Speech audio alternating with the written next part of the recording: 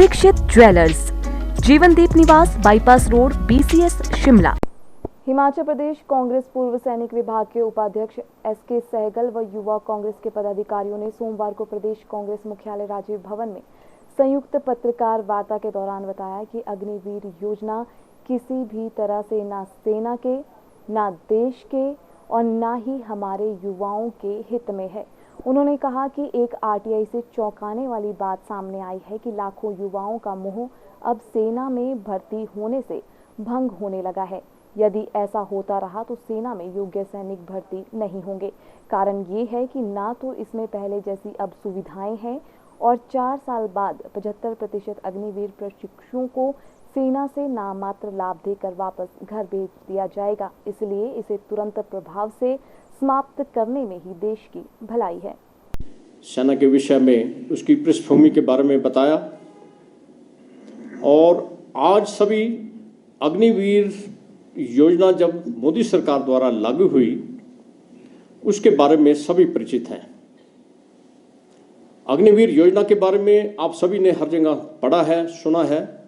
मैं उसमें दोबारा नहीं जाना चाहूँगा, ये आप सभी जानते हैं।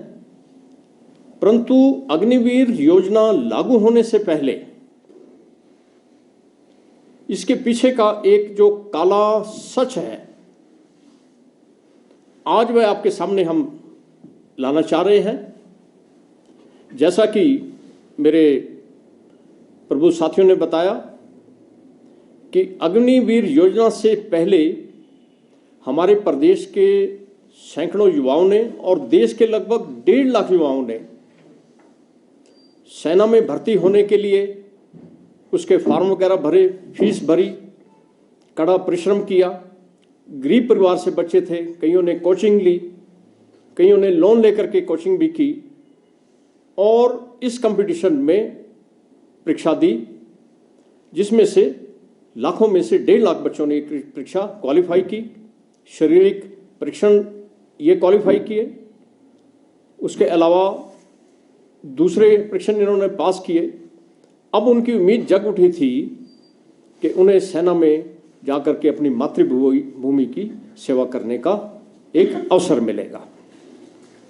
वो बड़े खुश थे, परंतु उन्हें इस चीज़ का ज्ञान नहीं था कि केंद्र में बैठी हुई भाजपा सरकार एक ऐसी लंगड़ी नई सेना भर्ती योजना लाने जा रही है कि जिससे उनका बहुत बड़ा नुकसान होने के साथ साथ सेना भी कमज़ोर होगी। जब जब इन 1.5 लाख युवाओं ने अपने ज्वाइनिंग के बारे में सरकार से या उनसे आग्रह किया, उनकी एक नहीं सुनी गई और अंत में 16 जून 2022 को केंद्र की भाजपा सरकार ने आनन फानन में अग्निवीर नवीन भर्ती योजना लागू कर दी और पुरानी भर्ती योजना के तहत जो ये 1.5 लाख युवा अपनी परीक्षा उत्तीर्ण कर चुके थे, इनको दरकिनार कर दिया, उनके सपनों को तोड़ दिया। क्योंकि ये बच्चे सेना में जो आते हैं उनकी पृष्ठभूमि ज़्यादातर गरीब परिवारों से आते हैं। जब जब उन्होंने आवाज़ उठाई, अपने हक के लिए न्याय मांगा, तो आप सभी जानते हैं, सबने टीवी पर देखा है, हर मीडिया प्लेटफॉर्म पर देखा है कि उन बच्चों के साथ क्या हुआ। उनके विरुद्ध पुलिस लाठीचार्ज किया गया, बल प्रयोग किया गया। जैसा भंडारी जी बता रहे हैं कि यहाँ तक कि उनके खिलाफ कई जगह पर FIR हुई, उनकी आवाज़ को दबाने का प्रयत्न किया गया, कोई कसर नहीं छोड़ेगी। परंतु ये बच्चे भी सेना में जाने के लिए तैयारी करके बैठे थे, बहादुर बच्चे हैं और देश की सेवा करने का जज्बा इनके दिल में है। और हमारा प्रदेश देवभूमि के साथ साथ वीर भूमि के नाम से भी जाना जाता है। मैं खुद एक सैनिक हूं, मेरे और भी सैनिक साथी यहां पर बैठे हैं।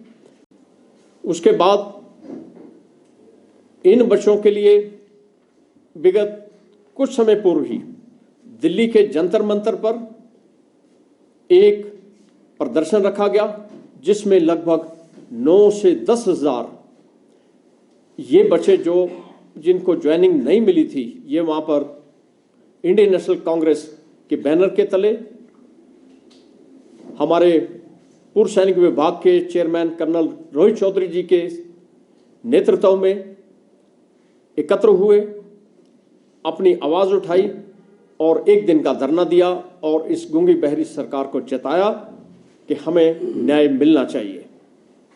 इसके पश्चात जैसा हमारे मित्र, युवा मित्र श्री निगम भंडारी जी ने बताया कि विधानसभा से पूर्व भी हमारे प्रदेश के जो युवा सेना में भर्ती होने से वंचित कर दिए गए, इन्होंने भी उनके लिए आवाज़ उठाई, उनका साथ दिया, परंतु इनके खिलाफ भी बल प्रयोग पूर्व सरकार ने किया, जो कि बहुत ही निंदनीय कार्य है। इसके साथ साथ एक और चौंकाने वाला आंकड़ा भी हमारे सामने आया है। किसी ने आरटीआई में लिया कि जब अग्निवीर योजना को भाजपा सरकार ने आनन फानन में लागू किया तो इन्होंने मीडिया के ऊपर यह दिखाया कि भी अभी बच्चे इतने ज़्यादा आ रहे हैं, इतने ज़्यादा भर्ती बढ़ गई है, उनकी अग्निवीर में शौक है। परंतु आपकी जानकारी के लिए मैं बता दूं कि 2021-22 में जो कुल भर्ती होने के लिए युवा आए, वो आंकड़ा लगभग 35 लाख था। परंतु आप चौंक जाएंगे कि 2022 में अभी तक जो बच्चे भर्ती होने के लिए आए तो उनकी संख्या सिर्फ 10 लाख है। ये 25 लाख युवा कहां गए? ये 25 लाख युवा इस नई अग्निवीर सेना भर्ती योजना से हताश होकर के, निराश होकर के, शायद अपना मन मार करके किसी नए कैरियर की तलाश में निकल पड़े हैं, जहां पर बेरोजगारी की लाइन पहले ही अनंत है। दूसरा, अग्निवीर में जब इतने बच्चे भर्ती होकर के आगे जाएंगे तो उनमें से 75% बच्चों को भी जबरदस्ती सेवानिवृत्त कर दिया जाएगा बिना किसी लाभ के। कुछ ज्यादा नामात्र लाभ है तो बेरोजगारी की संख्या और ज्यादा बढ़ेगी। उसके अतिरिक्त जो 25% बचेंगे होंगे तो सभी काबिल बच्चे, फर्स्ट अमंग इक्वल वाली बात होगी। तो हो सकता है कि जिनकी अप्रोच होगी उनको आगे रखा जाएगा, तो इससे भ्रष्टाचार की भी संभावना प्रबल होती है। इसके अतिरिक्त जो अभी बिशारी साहब ने बताया है कि अग्निवीर में किस तरीके से जो हमारे पहले अग्निवीर शहीद हुए उनके साथ क्या व्यवहार हुआ, उसके बाद हमारे 2 और अग्निवीर शहीद हो चुके हैं।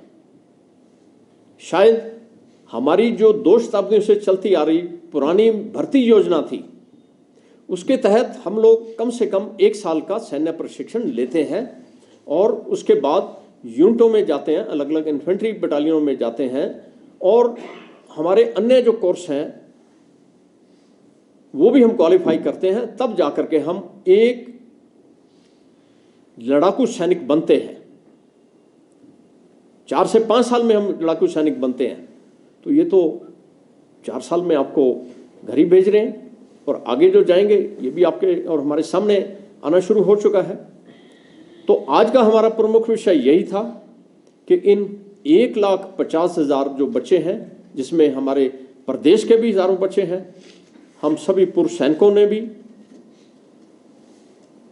ये मन बना लिया है कि इन बच्चों को, ये भी हमारे बच्चे हैं, इनको इंसाफ दिलाएंगे। मोदी जी सेना के साथ सेना की वर्दी में दिवाली मनाते हैं, होली मनाते हैं, सेना की वर्दी भी आप प्रधानमंत्री जी पहनते हैं,